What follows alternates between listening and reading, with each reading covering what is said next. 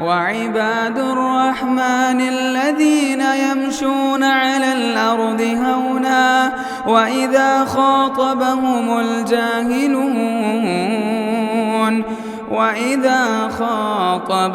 الجاهلون قالوا سلاما۔ ہر طرح کی تعریفات اللہ رب العالمین کے لیے لائق اور زیبا ہے کہ جس نے ہم سب پر گوناگو نعمتوں کی افزائش فرمائی۔ بعدہ لاکھوں کروڑوں درود و سلام کا نزول ہو محمد صلی اللہ علیہ وسلم کی ذات گرامی پر کہ آپ صلی اللہ علیہ وسلم نے رب کی دی ہوئی تعلیمات کو رب کے بندوں تک کما حقہ پہنچا دیا۔ حضرات، قرآن مجید کی سورہ مزمل کی آخری آیت کا کچھ حصہ میں نے آپ کے سامنے پڑھ کر سنایا۔ اس آیت میں اللہ تعالیٰ نے ارشاد فرمایا وَأَقِيمُوا الصَّلَاةَ وَآتُوا الزَّكَاةَ۔ یہ سورت مکی صورت ہے، مکہ میں نازل ہونے والی، ہجرت سے پہلے نازل ہونے والی صورت ہے۔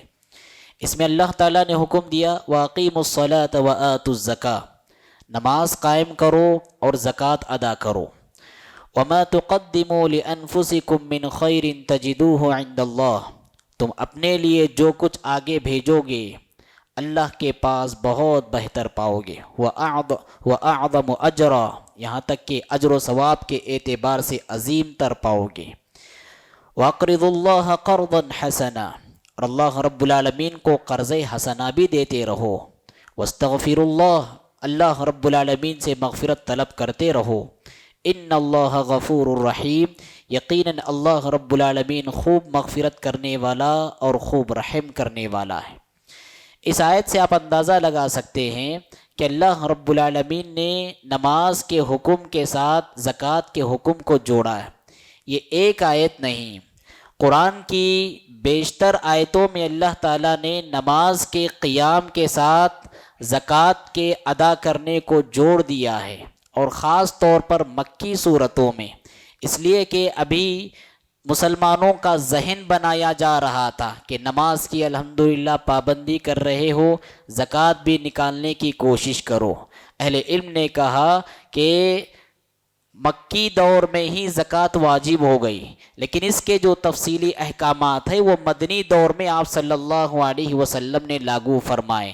الغرض، ہم جہاں بھی دیکھتے ہیں قرآن میں اللہ رب العالمین نے نماز کے حکم کے ساتھ زکوٰۃ کو جوڑا ہے، اس لیے کہ نماز یہ بدنی عبادت ہے اور زکوٰۃ مالی عبادت ہے۔ نماز کا تعلق یہ اللہ کے حق سے ہے، اور زکوٰۃ کا تعلق یہ بندوں کے حق سے تعلق رکھتا ہے۔ اور ہم دیکھیں جس طرح نماز نہ پڑھنے والے کا انجام کل قیامت کے دن بدترین ہونے والا ہے، ایسے ہی زکوٰۃ نہ دینے والے کا انجام بھی کل قیامت کے دن بڑا بھیانک ہونے والا ہے۔ انہی بنیادوں کی وجہ سے اللہ رب العالمین نے نماز کے ساتھ اکثر و بیشتر مرحلوں میں زکوٰۃ کا تذکرہ فرمایا، اور ارکان اسلام میں سے دوسرا رکن نماز قرار پایا تو تیسرا رکن زکوٰۃ کی ادائیگی قرار پایا۔ ایک آیت میں اللہ رب العالمین نے آپ صلی اللہ علیہ وسلم کو حکم دیتے ہوئے کہا خذ من اموالہم صدقہ، یہ صحابہ سے آپ زکوٰۃ کا مال وصول کر لیجئے، زکوٰۃ کا مال لیجئے، تطہرہم وتزکیہم بہا، اس مال کے ذریعے آپ انہیں پاک کرتے، انہیں صاف کرتے ہیں، وصلی علیہم، اور ان کے لیے دعائے رحمت اور مغفرت کیجئے، ان صلاتک سکن لہم، یقیناً آپ کی دعائے رحمت و مغفرت یہ صحابہ کے لیے باعث سکون ہے اور باعث تسکین ہے۔ جب بھی اللہ کے رسول صلی اللہ علیہ وسلم کے پاس صحابہ زکوٰۃ کا مال یا صدقہ کا مال لا کر جمع کرتے تھے، آپ صلی اللہ علیہ وسلم ان کے حق میں دعا کرتے تھے۔ ابن ابی اوفا کے بارے میں آتا ہے کہ جب وہ اپنا سرمایہ لا کر اللہ کے رسول صلی اللہ علیہ وسلم کے پاس انہوں نے پیش کیا، اللہ کے رسول صلی اللہ علیہ وسلم نے دعا دیتے ہوئے کہا اللہم صلی علی آل ابی اوفا، اے اللہ ابی اوفا کے جو خاندان والے ہیں ان کے خاندان پر تو رحمت کی اور مغفرت کی بارش نچھاور کر دے۔ تو اس سے بات معلوم ہوئی زکوٰۃ یہ مالداروں کے لیے حتمی واجب فیصلہ ہے اللہ رب العالمین کی جانب سے۔ اب زکوٰۃ کا لفظ اگر دیکھیں گے تو اس کے کئی معنی آتے ہیں۔ زکوٰۃ کا ایک اہم معنی ہوتا ہے بڑھنا، ترقی کرنا، اضافہ ہونا، مال میں عروج پانا، اس طرح کے زکوٰۃ میں معنی آتے ہیں۔ اس لیے اللہ کے رسول صلی اللہ علیہ وسلم نے ایک حدیث میں ارشاد فرمایا، ثلاثۃ اقسم علیہن، 3 باتوں پر میں اللہ کی قسم کھاتا ہوں۔ اللہ کے رسول کو ویسے قسم کھانے کی ضرورت نہیں، آپ اللہ کے پیغمبر، اللہ کے چہیتے رسول، آپ کی زبان سے نکلنے والا جملہ ایک ایک حرف قیامت کی صبح تک کے لیے قانون اور دستور کی حیثیت رکھتا ہے، لیکن جب اللہ کے رسول صلی اللہ علیہ وسلم قسم کھا کر کہیں تو مطلب یہ ہوتا ہے کہ معاملہ ہلکا پھلکا نہیں بلکہ اسلام کا بہت تاکیدی معاملہ ہے۔ تو 3 باتوں پر قسم کھائی، ان میں سے پہلی بات کیا تھی؟ آپ صلی اللہ علیہ وسلم نے فرمایا، ما من عبد، کہ جو بندہ بھی صدقہ کرتا ہے اللہ رب العالمین اس کے صدقے کے مال، اس کے مال میں کبھی کمی نہیں کرتا۔ اللہ کے رسول قسم کھا کر بتا رہے ہیں کہ صدقے کے مال میں اللہ رب العالمین کبھی گھٹاتا نہیں اور کبھی کم نہیں کرتا، بلکہ یہ بڑھتا ہے، یہ ترقی کرتا ہے۔ لیکن کیسے بڑھتا ہے، کیسے ترقی کرتا ہے؟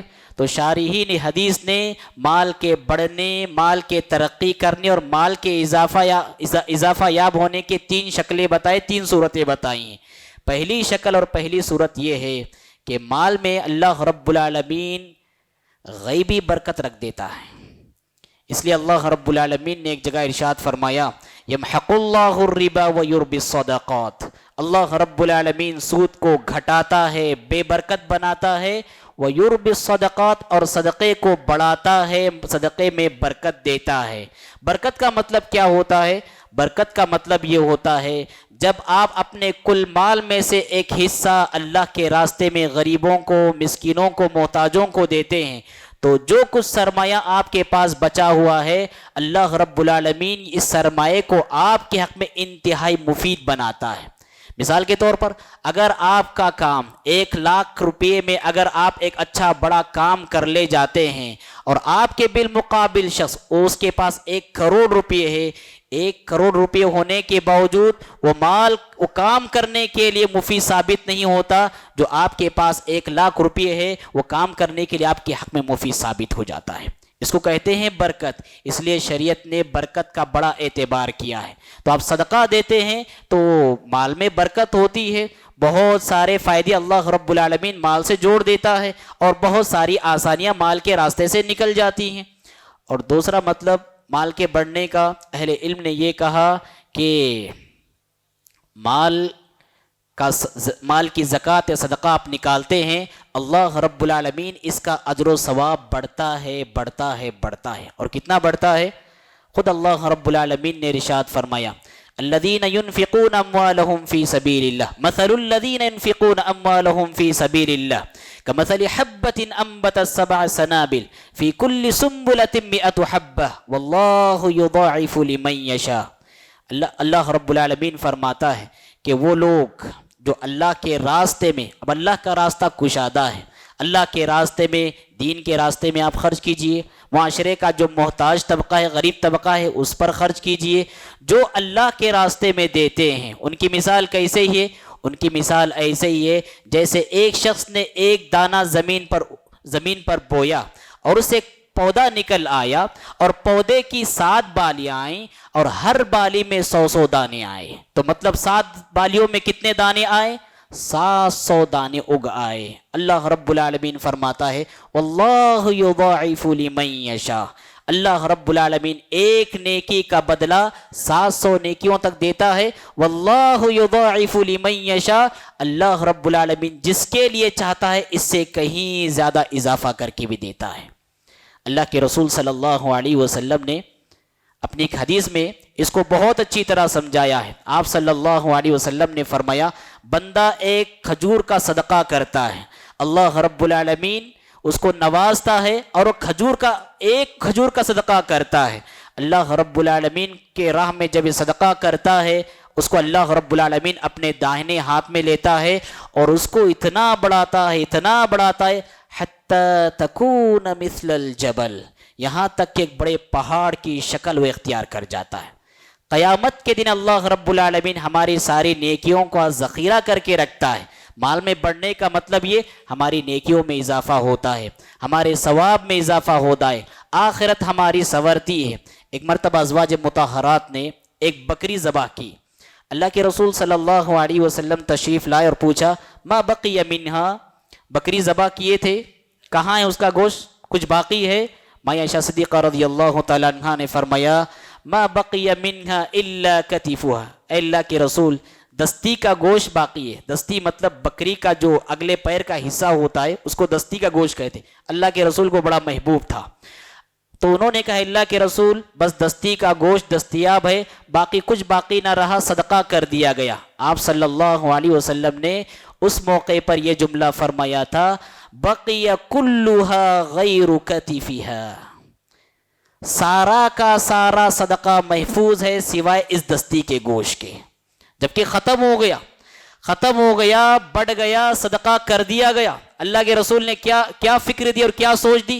ہم جو کھاتے ہیں، ہم جو پہنتے ہیں، ہم جو چیزیں استعمال کرتے ہیں وہ دنیا ہی میں ختم ہو جاتے ہیں، لیکن جو ہم نوازتے ہیں، ہم جو عطا کرتے ہیں، ہم جو لوگوں کو دیتے ہیں، یہ باقی رہتا ہے کل قیامت کے دن۔ تو بڑھنے کا مطلب یہ ہے ہمارے اجر و ثواب میں اس کا اضافہ ہوتا ہے اور اللہ رب العالمین کے پاس بڑھتا رہتا ہے۔ یہ دو مطلب، اور تیسرا اہم مطلب یہ بھی ہے حقیقت میں مال میں ترقی ہوتی ہے، حقیقت میں مال میں اضافہ ہوتا ہے، بڑھتا رہتا ہے مال۔ اللہ رب العالمین نے، بلکہ اللہ کے رسول صلی اللہ علیہ وسلم نے اپنی حدیث میں ارشاد فرمایا کہ ہر صبح 2 فرشتے آسمان دنیا پر آتے ہیں، آنے کے بعد ایک فرشتہ دعا دیتا ہے اور دوسرا فرشتہ بد دعا دیتا ہے۔ دعا دینے والا فرشتہ کیا کہتا ہے؟ اللہم اعطی منفقا خلفا، اللہ جو بندہ نوازی کرتا ہے، جو لوگوں کو نوازتا ہے، اس کے مال میں اضافہ فرما، اس کے مال میں ترقی دے دے۔ اور دوسرا فرشتہ کیا کہتا ہے؟ اللہم اعطی ممسکا تلفا، اے اللہ جو روک کے رکھتا ہے، جو بخیلی کرتا ہے، نوازتا نہیں، اے اللہ اس کے مال کو تباہ و برباد کر دے۔ ایک فرشتہ دعا دیتا ہے، دوسرا فرشتہ بد دعا دیتا ہے، نتیجہ یہ ہوتا ہے نوازنے والوں کے مال میں ترقی ہوتی ہے، بخیلی کر کے روکنے والوں کا مال آگے چل کر تباہ و برباد ہو جاتا ہے۔ اور اللہ کے رسول صلی اللہ علیہ وسلم نے مسلم شریف کی حدیث میں یہ روایت منقول ہے، اور صحیح مسلم شریف کی روایت جب ہو تو صحیح درجے کا واقعہ ہے۔ آپ صلی اللہ علیہ وسلم نے فرمایا ایک شخص صحرا اور بیابان میں سفر کر رہا تھا، اچانک اس نے بادلوں میں ایک آواز سنی۔ کیا آواز سنی؟ اسقی حدیقۃ فلان، کہ فلاں کے باغ کو سیراب کرو۔ بادلوں میں آواز سنی کہ بادلوں کو حکم دیا جا رہا ہے کہ اے بادل فلاں کے باغ پر برس جا اور فلاں کے باغ پر سیرابی نازل فرما۔ وہ بادل چل پڑا، اور وہ صاحب کہتے ہیں کہ میں بھی آخر دیکھ رہا تھا یہ کون ہے آخر بندہ کہ جس کے بارے میں آسمان میں ندائی دی جا رہی ہے کہ فلاں کے باغ کو سیراب کرو۔ جب میں چلتے چلتے ایک مقام پر پہنچا تو دیکھتا ہوں وہ بادل پتھریلی زمین پر برس پڑا اور وہاں سے بہتے ہوئے ایک نالے کی شکل اختیار کیا، اور وہاں پر ایک باغ کے پاس ایک آدمی کھڑا ہوا ہے اور وہ کدال سے کھود کر اس بہتے ہوئے پانی کو اپنے باغ میں کھینچ رہا ہے۔ میں اس کے پاس گیا اور پوچھا اللہ کے بندے تیرا نام کیا ہے؟ اس نے پوچھا میرا نام کیوں پوچھ رہے ہو؟ تو اس نے کہا اس لیے پوچھ رہا ہوں اس لیے کہ آسمانوں میں میں نے ایک نام کی آواز سنائی دی مجھے کہ فلاں کے باغ کو سیراب کرو، اسی لیے آپ کا نام پوچھ رہا ہوں۔ وہ کہتا ہے اس نے وہی نام بتایا جو نام کے میں نے آسمانوں پر سنی تھی، جو نام کے میں نے بادلوں میں سنی تھی، بالکل وہی نام اس شخص کا تھا۔ میں نے پوچھا آخر کون سا ایسا عمل کرتے ہو کہ قدرت تم پر اتنی زیادہ مہربان، اللہ کی رحمت کا جوش تمہارے اوپر اتنا زیادہ ہے کہ فلاں بادل کو حکم دیا جا رہا خاص طور پر تمہاری کھیتی کی سیرابی کے لیے؟ اس شخص نے کہا میں بس ایک عمل کرتا ہوں، اور وہ یہ ہے جب بھی باغ کی کٹائی کا موسم آتا ہے میں اپنے باغ کی کٹائی کے 3 حصے کرتا ہوں، اپنی فصل کے 3 حصے کرتا ہوں، ایک اپنے لیے اپنے گھر والوں کے کھانے کے لیے رکھتا ہوں، اور دوسرا خود باغ کی سینچائی کے لیے باغ میں بیج بونے کے لیے رکھتا ہوں، اور تیسرا مال میں غریبوں، مسکینوں اور مانگنے والوں کے لیے رکھتا ہوں۔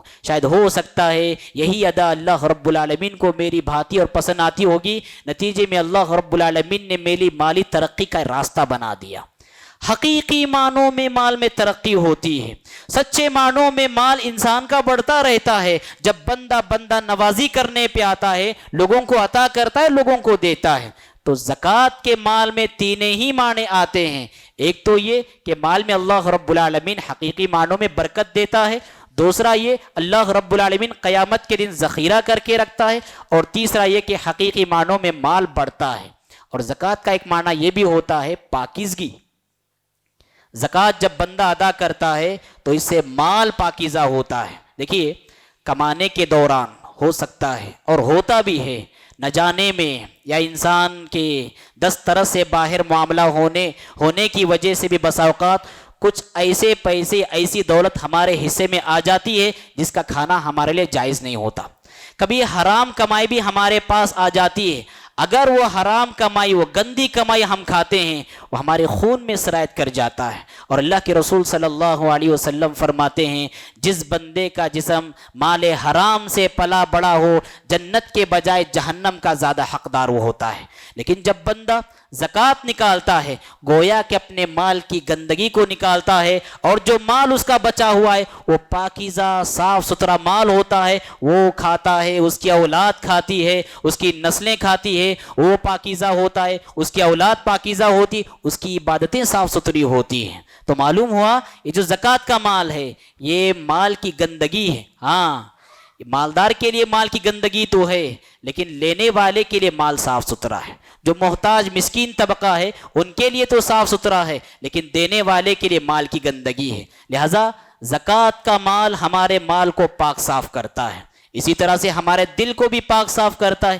دل میں مال کی محبت فطری طور پر رچی بسی ہوئی ہے، مال کی ہوس، مال کی پوجا، دنیا پانے کی جستجو، دنیا پانے کی آرزو، حرص و ہوس کے غلط جذبے، یہ سب کچھ دل میں ہمارے پنپتے رہتے ہیں۔ لیکن بندہ جب زکوٰۃ کا مال نکالتا ہے اپنے دل کو صاف کرتا ہے، اپنے دل کی تربیت کرتا ہے، اور حرص و ہوس کے بجائے بندہ نوازی اور فیاضی، سخاوت، رحم دلی، ہمدردی، اس طرح کے جذبات اس کے دل میں پیدا ہوتے ہیں، دل کی بندے کی تربیت ہو جاتی ہے، اور گناہوں سے بھی اسے پاکی حاصل ہوتی ہے۔ ان الحسنات یذہبن السیئات، یقیناً نیکیاں گناہوں کو ختم کرتی ہیں۔ تو یہ مال کے بہت سارے فائدے ہیں۔ اگر آپ زکوٰۃ ادا کرتے ہیں بِإِذْنِ اللہ، یہ سارے کے سارے فائدوں کے آپ حقدار قرار پاتے ہیں۔ لیکن یاد رکھیے ہم جب زکوٰۃ کا مال نکالتے ہیں یہ غریبوں کا حق ہے، یہ مسکینوں کا حق ہے، یہ فقراء کا حق ہے، یہ مانگنے والوں کا حق ہے۔ ایسا نہیں ہو سکتا کہ میں زکوٰۃ کا مال نکال رہا ہوں مطلب یہ ہے کہ میں سامنے والے پر احسان کر رہا ہوں یا سامنے والا میرا احسان مند ہونا چاہیے، ایسا ہرگز نہیں۔ یہ غریبوں کا حق ہے، ان کا واجب درجے کا حصہ ہے۔ اس لیے اللہ رب العالمین نے قرآن کی بے شمار آیتوں میں بیان فرمایا وَآتِ ذَا الْقُرْبَى حَقَّهُ وَآتِ ذَا الْقُرْبَى حَقَّهُ وَالْمِسْكِينَ وَابْنَ السَّبِيلِ، قرابت دار جو رشتہ دار ہیں غریب ان کو ان کا حق لوٹاؤ۔ ایسا نہیں ہونا چاہیے کہ میں سامنے والے پر احسان جتاؤں زکوٰۃ دے کر اور سامنے والا میرا احسان مند ہو زکوٰۃ لے کر، ایسا نہیں، وہ یقیناً ان کا حق ہے۔ ہمارے اندر دیتے ہوئے بھی عاجزی تواضع کا پہلو غالب ہونا چاہیے، احسان اور شکریہ اس طرح کے جذبات سے ہمارا دل پاک صاف ہونا چاہیے۔ ہمارے معاشرے کی صورتحال آج یہی ہے کہ اگر ہمارے خاندان کے کچھ مالدار باحیثیت لوگ ہیں اور ان کے جو نچلے طبقے والے یا غریب طبقہ جو ہوتا ہے زکوٰۃ کا مال لینے سے کتراتا ہے، کیوں کتراتا ہے؟ اس لیے کہ شاید کسی محفل میں میرے بارے میں تذکرہ کرے گا کہ فلاں کو میں نے زکوٰۃ دے دیا، فلاں نے میرا مال لیا۔ وہ احسان مندی کی ڈر سے بس اوقات مالدار سے زکوٰۃ کا مال بھی طلب نہیں کرتا۔ لہٰذا یہ سوچ اور یہ فکر ہماری ہونا چاہیے، میں احسان نہیں کر رہا بلکہ میں اپنی آخرت بنا رہا ہوں، میں اپنی تربیت کر رہا ہوں، اپنے مال کو اللہ کے پاس پہنچا رہا ہوں، اپنے بقیہ مال کی حفاظت کر رہا ہوں۔ انسان کی سوچ اس طرح سے ہونا چاہیے۔ ہمارا ایمان ہے اور ہمارا دعویٰ ہے معاشرے کے اگر 100% مالداروں میں سے 100% مالدار اپنی زکوٰۃ نکالنے لگ جائے، معاشرے سے غربت اور ناداری کا خاتمہ ہو جائے گا۔ حضرت عمر بن خطاب رضی اللہ تعالیٰ عنہ کے زمانے میں یمن میں حضرت معاذ بن جبل رضی اللہ تعالیٰ عنہ نے ایک مرتبہ زکوٰۃ کا مال مدینے میں بھیجا عمر بن خطاب رضی اللہ تعالیٰ عنہ نے ان سے کہا میں نے تمہیں یمن میں زکوٰۃ کی وصولی کے لیے نہیں بھیجا تھا کہ زکوٰۃ کا مال وہاں وصول کرو اور یہاں پہنچاؤ، بلکہ میں نے اس لیے بھیجا تھا وہاں کے امیروں سے لو اور وہاں کے غریبوں میں بانٹو۔ انہوں نے کہا، معاذ بن جبل رضی اللہ تعالیٰ عنہ نے کہا اے خلیفۃ المسلمین، اے امیر المؤمنین، یہاں پر زکوٰۃ لینے والا کوئی باقی نہ رہا، اس لیے یہ زکوٰۃ کا مال میں مدینہ کی طرف روانہ کر رہا ہوں۔ سبحان اللہ۔ آپ اندازہ لگا سکتے ہیں کہ اگر معاشرے کے 100% مالدار طبقہ اپنا زکوٰۃ کا مال نکالنے لگ جائیں، پورا معاشرہ غربت اور افلاسی کے ماحول سے پاک صاف ہو جائے گا۔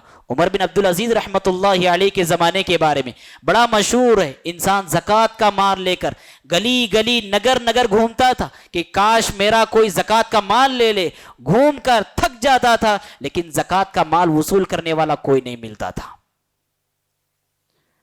تو آپ اس بات کی اہمیت کو سمجھیں کہ زکوٰۃ یہ غریبوں کا مال ہے، اور الحمدللہ جو دیندار ہیں وہ تو نکالتے ہیں، اور جہاں اسلامی حکومتیں ہیں وہ مالداروں سے جو زکوٰۃ نہیں دینا چاہتے ان سے زبردستی وصول کرتے ہیں۔ زکوٰۃ نکالنا چاہیے، ہر سال زکوٰۃ نکالنا چاہیے، اور ایسا نہیں کہ جس کو ہم مالدار سمجھتے ہیں وہ مالدار، اللہ کی نگاہ میں جو مالدار ہے حقیقت میں وہ مالدار ہے۔ اللہ رب العالمین کی نگاہ میں کون مالدار، کون زکوٰۃ نکالے؟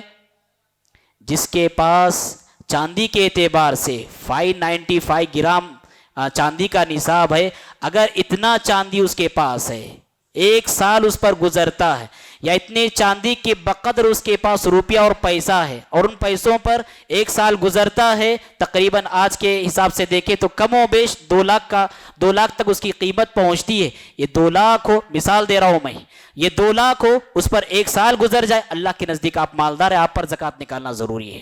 یہ مالدار ہے، یہ اللہ رب العالمین کے نزدیک مالدار ہے۔ تو ایسے ہر شخص کو اپنا زکوٰۃ نکالنا چاہیے۔ حضرت ابو بکر صدیق رضی اللہ تعالیٰ عنہ کا کردار، سبحان اللہ، اللہ کے رسول صلی اللہ علیہ وسلم کی در وفات ہوئی، جیسے ہی وفات ہو گئی اللہ کے رسول کی، اور جو دور دور کے دشمن تھے، جو اسلام اور مسلمانوں کے خلاف قدم قدم پر سازشیں رچنے والے تھے، جیسے اللہ کے رسول صلی اللہ علیہ وسلم کے انتقال کا حادثہ رونما ہوا، اب وہ تھوڑا طاقتور اپنے آپ کو محسوس کرنے لگے۔ نتیجے میں خود ابو بکر صدیق رضی اللہ تعالیٰ عنہ دیکھ رہے تھے کہ اندر 3 بڑے بڑے فتنے سر چڑھ کر بول رہے تھے۔ ایک تو باہر والا مسئلہ کہ دور دور کے جو کفار تھے مسلمان کو ایسا سمجھ رہے تھے کہ اللہ کے رسول کے انتقال کے ساتھ مسلمان کمزور ہو گئے، بڑا مسئلہ وہ، اور اس سے بڑا مسئلہ یہ اسلامی ریاست کے اندر خوب 3 بڑے فتنے سر چڑھ کر بول رہے تھے۔ ایک وہ فتنہ جس کو مدعیان نبوت کا فتنہ کہا جاتا ہے، یعنی کہ نبی ہونے کے دعوے دار پیدا ہونے لگے، اور دوسرا فتنہ جو قبیلے اسلام کے دائرے میں داخل ہو چکے تھے، اب وہ قبیلے اسلام سے مرتد ہونے لگی، یہ دوسرا بڑا فتنہ۔ اور تیسرا بڑا فتنہ وہ لوگ جو اللہ کے رسول کے حین حیات زکوٰۃ کا مال لا کر دیتے تھے، اب کہنے لگے کہ ہم زکوٰۃ نہیں دیں گے۔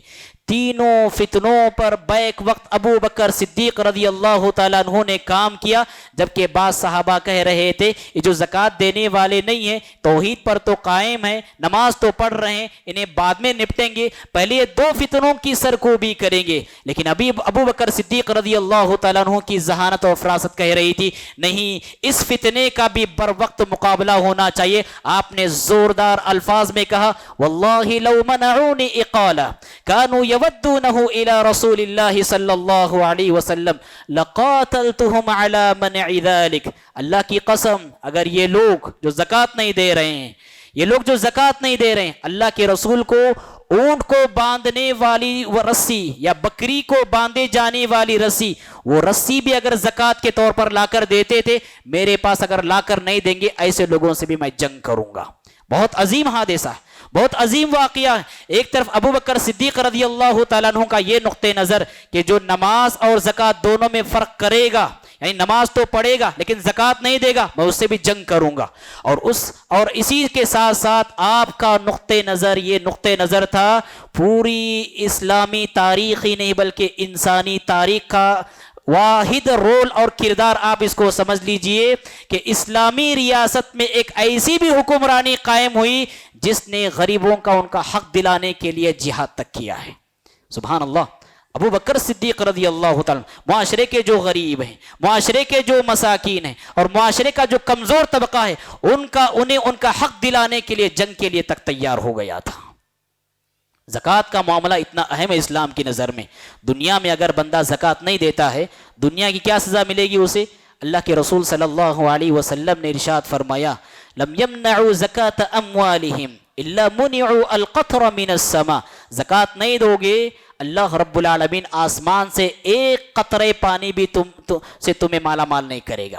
ایک قطرے پانی بھی اللہ رب العالمین عطا نہیں کرے گا. ولولا البہائم لم یمطروا. یہ بارش کیوں نازل ہوتی ہے؟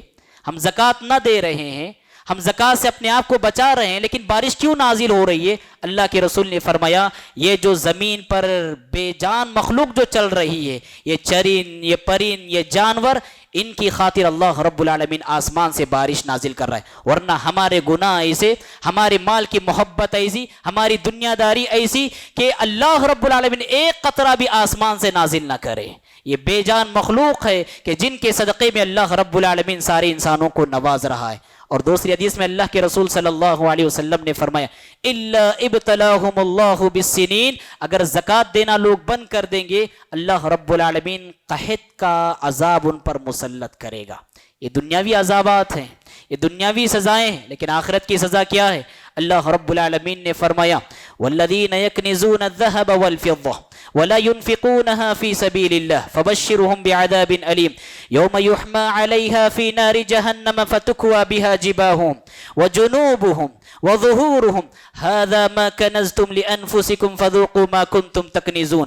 اللہ کے رسول کے زمانے میں ہمارے پاس جو کاغذی نوٹیں ہیں، اللہ کے رسول کے زمانے میں جو نوٹ تھی وہ چاندی کی نوٹ تھی اور وہ سونے کی نوٹ تھی، سونے اور چاندی کی کرنسی تھی. اللہ رب العالمین نے فرمایا جو لوگ سونا اور چاندی کے خزانے اپنے پاس جمع کرتے ہیں، اللہ کے راہ میں زکوٰۃ نہیں نکالتے، فبشرہم بعذاب علیم.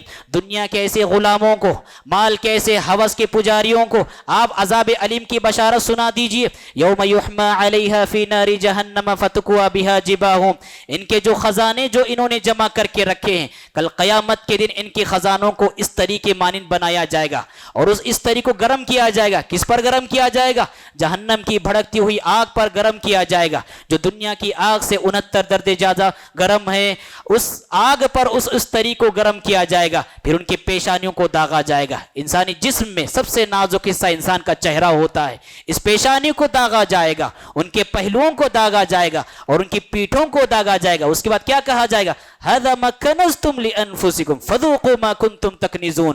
اے حرص و ہوس کے پجاریوں، اے مال و دولت کے پجاریوں، یہ وہ خزانہ ہے جو تم دنیا میں جمع کر کے رکھتے تھے.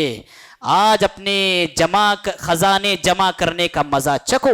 فذوقوا ما کنتم تکنزون. اللہ کے رسول صلی اللہ علیہ وسلم نے یہاں یہ بات بھی فرمائی کہ جو بندہ اپنے سونے چاندی کی زکوٰۃ نکال دیتا ہے اس کا معاملہ اس میں نہیں آتا جو عذاب علیم کے دائرے میں آتے ہیں. اور ایک حدیث میں آپ صلی اللہ علیہ وسلم نے بات بھی ارشاد فرمائی من آتاہ اللہ مالا فلم یؤدی زکاتہ، کہ جس کو اللہ رب العالمین نے مال عطا کیا وہ زکوٰۃ نہیں دیتا ہے، مثل له ماله یوم القیامت شجاعا اقرع. اللہ رب العالمین اس کے مال کو ایک بڑے اژدھے کی شکل میں تبدیل کرے گا. کیسا یہ اژدھا کیسا ہوگا؟ آپ نے فرمایا اس کا سر سفید ہوگا، اس کی آنکھوں کے اوپر 2 کالے نقطے ہوں گے، وہ سفیدی بتا رہی ہوگی انتہائی زہریلا جانور، انتہائی زہریلا اژدھا ہوگا. اور وہ گلے کا طوق بنے گا، جس طرح ہار پہنایا جاتا ہے بالکل سانپ کو اسی طرح پہنایا جائے گا. اور وہ سانپ اس کے دونوں جبڑوں کو کاٹے گا، اپنا زہر اس کے جبڑوں میں داخل کرے گا اور کہے گا انا کنزک انا مالک، میں تیرا خزانہ ہوں، میں تیرا مال ہوں، میں تیرا خزانہ ہوں، میں تیرا مال ہوں. کیا اتنی وعیدیں سننے کے بعد آج بھی ہم زکوٰۃ کا مال نکالنے کے لیے تیار نہیں؟ نکالنا چاہیے، اللہ کا خوف کھانا چاہیے، اللہ سے ڈرنا چاہیے. قیامت کی سختی بڑی سختی ہے. دنیا کا مال، دنیا کا عیش، دنیا کی لذتیں یہ ختم ہونے والی ہے، لیکن آخرت کے عذابات، آخرت کی نعمتیں یہ ہمیشہ رہنے والی ہے. اور جیسا کہ میں نے کہا اس طرح سے جب عذابات دیے جائیں گے ایسا نہیں چند گھنٹوں کا یہ عذاب ہوگا, 50,000 سال تک یہ عذاب دیا جاتا رہے گا. 50,000 سال تک یہ عذابات ان پر مسلط کر دیے جائیں گے.